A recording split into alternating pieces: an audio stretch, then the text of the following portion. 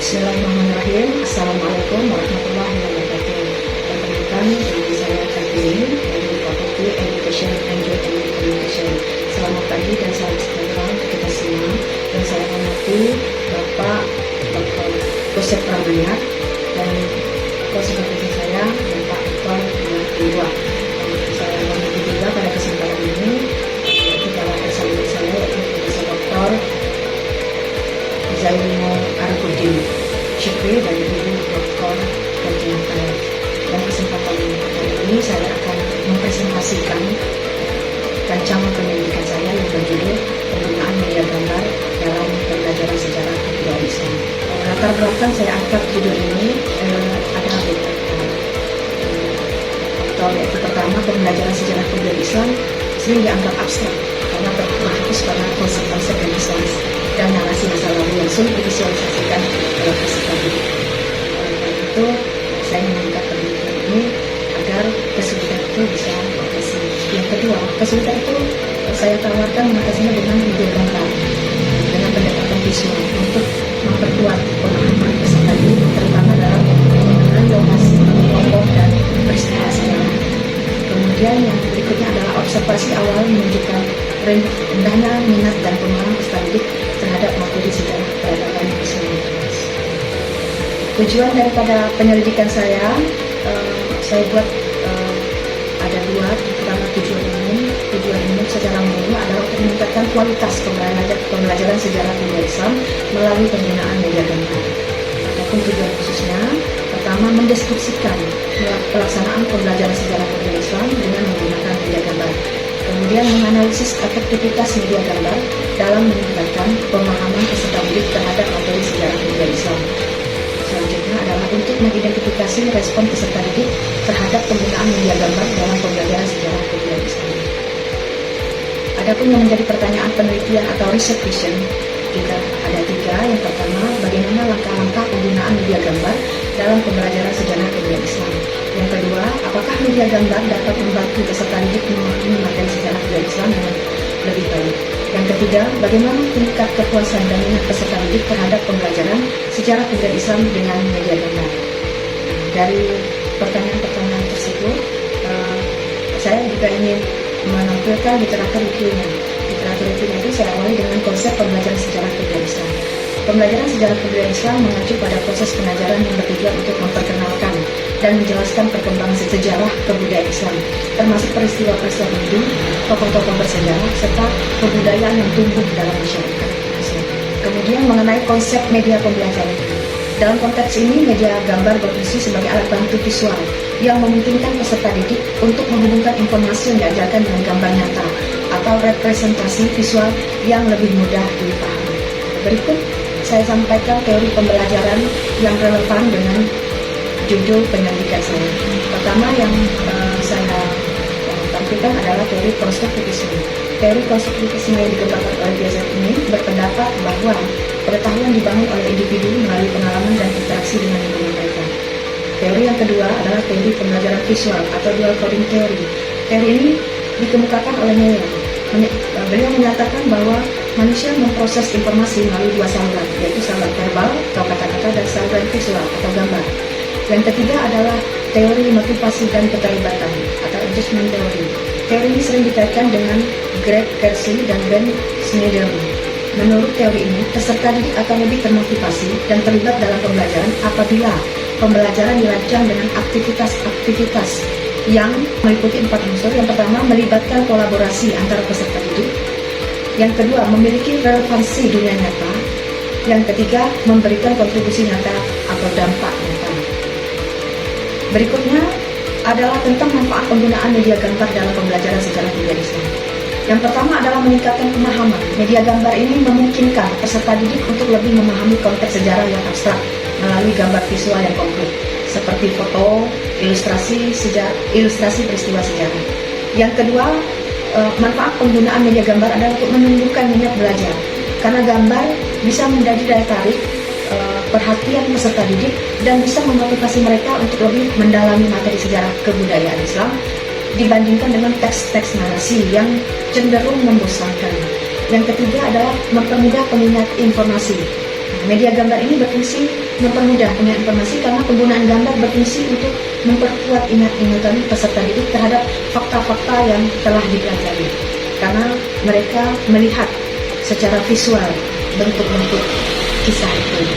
Kemudian desain penelitian atau riset metodologi and methods. Penelitian saya ini menggunakan penelitian tindakan kelas atau PTK yang berfokus pada penerapan dan evaluasi penggunaan media gambar dalam pembelajaran sejarah kebudayaan Islam. PTK bertujuan untuk meningkatkan praktik pembelajaran melalui refleksi dan tindakan yang berulang.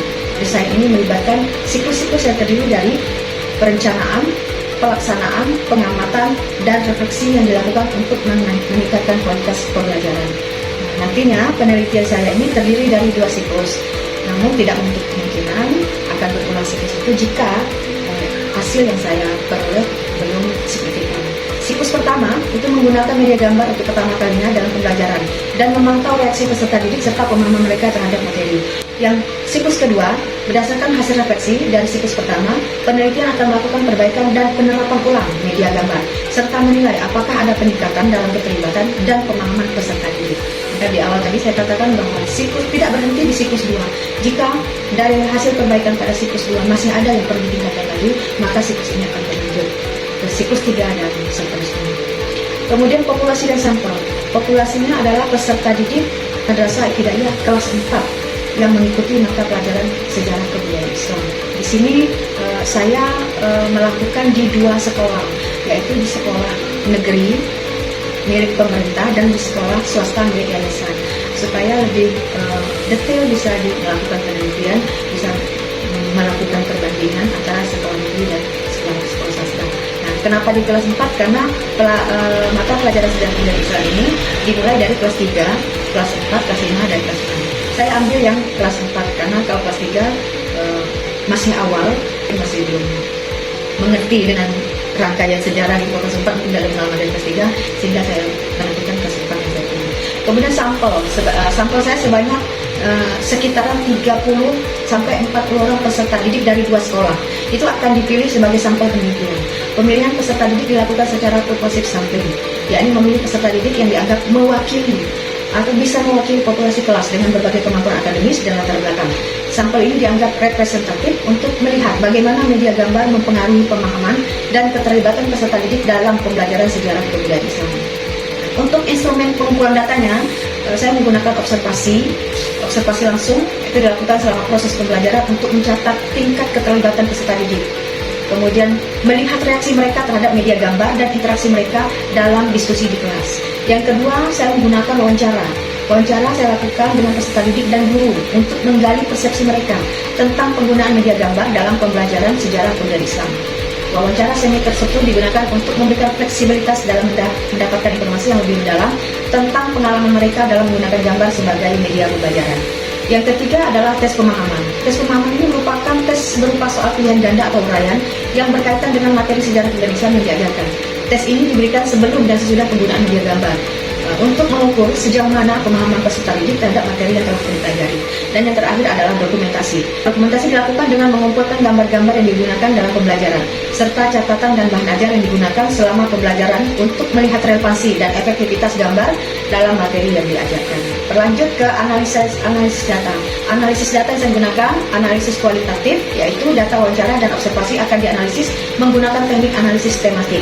Peneliti akan mengidentifikasi tema-tema yang muncul dari wawancara peserta didik dan guru, serta melihat pola dalam observasi yang mencerminkan dampak penggunaan media gambar terhadap pembelajaran. Yang kedua adalah analisis kuantitatif. Analisis kuantitatif adalah data dari tes pemahaman.